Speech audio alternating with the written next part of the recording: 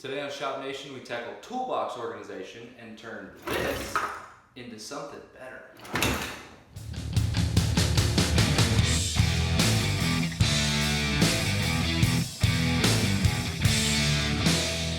What's up guys, it's Travis with Shop Nation, and one of the first steps to make my shop awesome is to organize my toolbox. So I'm going to take out everything I have, figure out what I want to keep in there, and then organize it. And we're going to go through a step-by-step process where you can apply some things that you learn to your shop.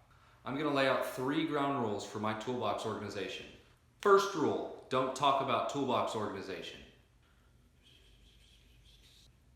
Probably shouldn't put this on YouTube. Number 2, I do not want any consumables in my toolbox. So things like sandpaper, screws, zip ties, things like that, no place in the toolbox. Number 3 is that I do not want to keep anything in my toolbox that I use on just about every project.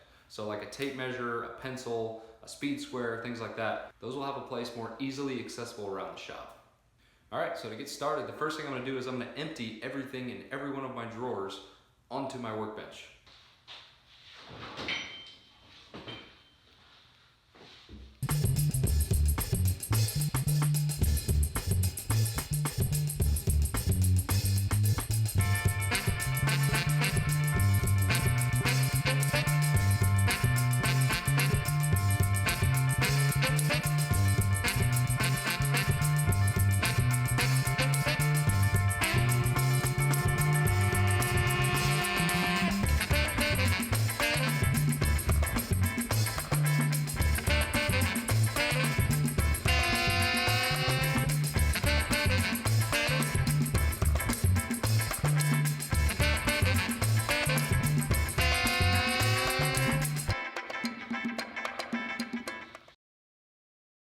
As you can see, there is a ton of stuff in a toolbox. I would urge anybody who's curious to empty their toolbox to see what they have hiding.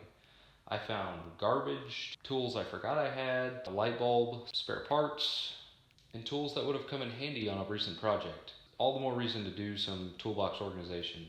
The next logical step for me to organize my toolbox is to group my tools in groups that make sense. Some groups are going to be obvious, like wrenches. Your wrenches can be arranged together.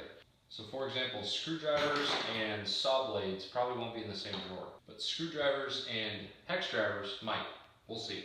Now here's where some special circumstances can come into play. If you do a lot of wrenching on cars or motorcycles, whatever, you may have a big set of wrenches for metric and a big set of wrenches for SAE, and you may want to separate that into 2 different drawers. There are a lot of categories that make sense. Wrenches, screwdrivers, pliers, hammers, those all go kind of in their own area. But for stuff like this, tweezers and pickers and things like that, I may just make a specialty drawer, so if I need a weird tool, I know to go to that drawer.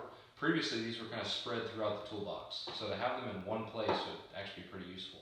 One other key note here that I found is I found a lot of PPE, gloves, safety glasses, ear protection, knee pads, things like that. I'm going to specifically remove those from my toolbox and put those strategically around the shop in areas that are a little bit more convenient. That really accomplishes 2 things. 1, it makes it easier to get to, and 2, it frees up space in the toolbox. So earlier I talked about not keeping things in the toolbox that I would use pretty much on every project. So things like pencils and Sharpies and tape measures and things like that will not go in the toolbox. Just like this angle gauge, which I use to set the bevel on my table saw, this is going to be located closer to the table saw because anytime I need this, I'm usually using it for the table saw.